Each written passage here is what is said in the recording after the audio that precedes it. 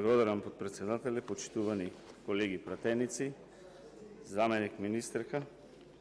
Денес на дневен ред ни е законот за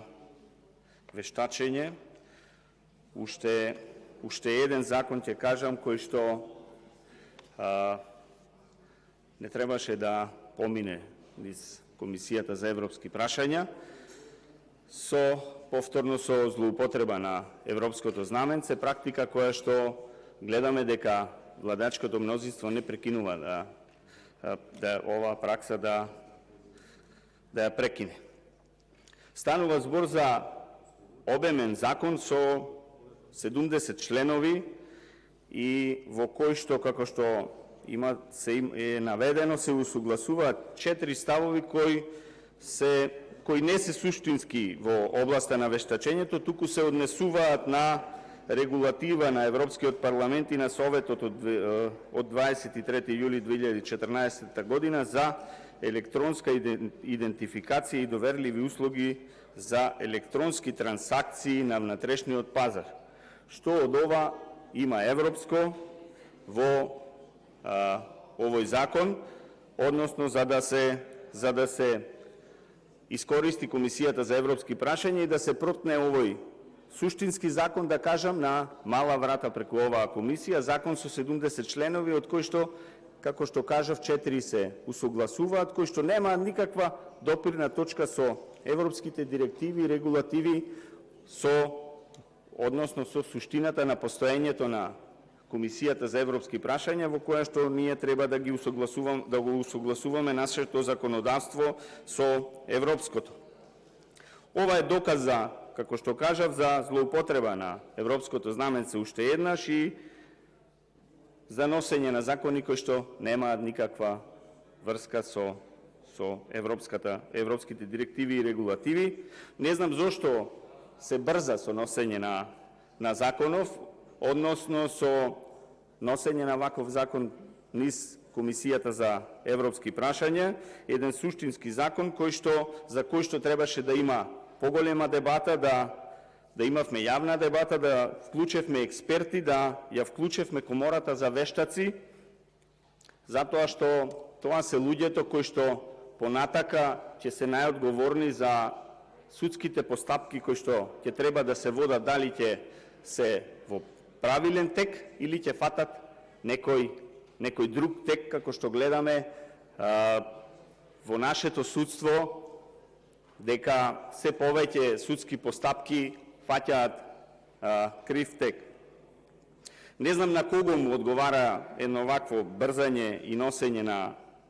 ваков закон на брзина, дали некој треба да профитира од овој закон за вештачење,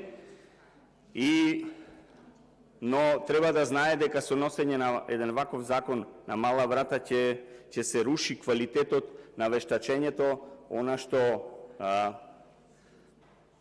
е најзначајно за една судска постапка. Со овој закон дополнително ќе се руши. Затоа што од овие вештачења зависат и судските постапки, како што кажав, дали ќе се одвиваат дали ќе одат во исправен правец. Понатака, околу судските вештачења,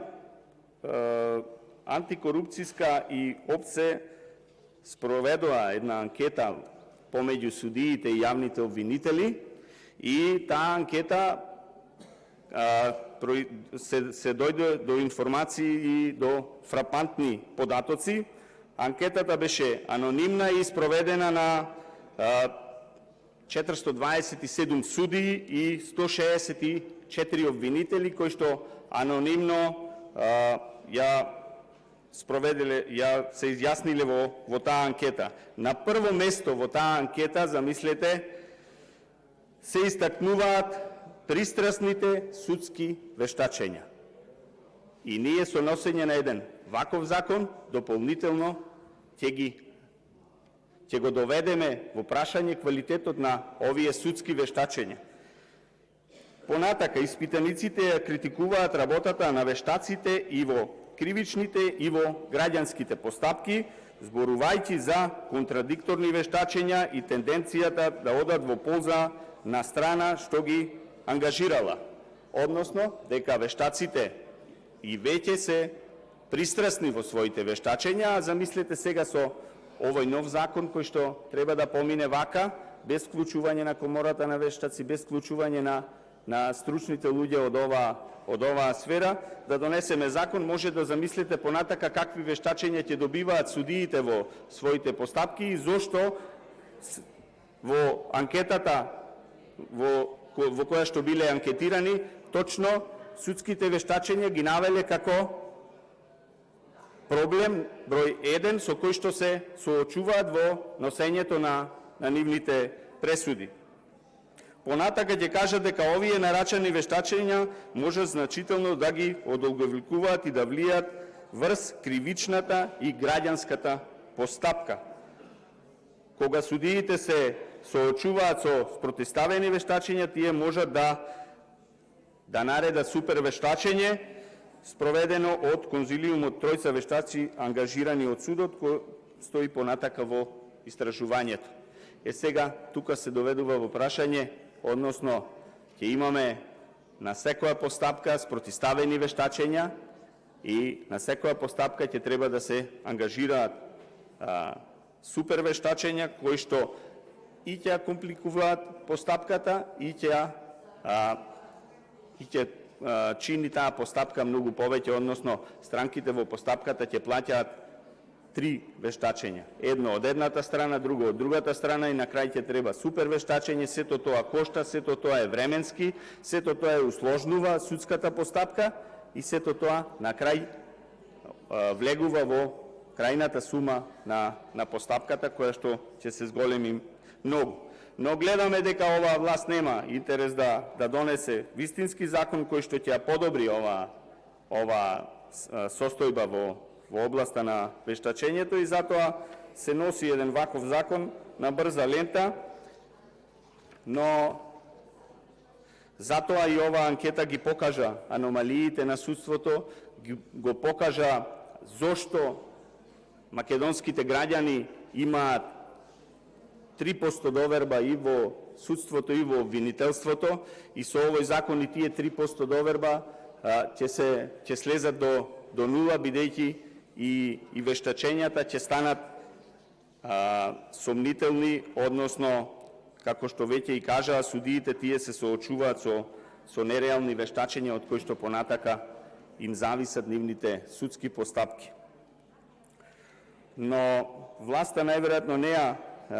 не се интересира во тој дел. Ние како пратеничка група поднесовме амандмани на комисиската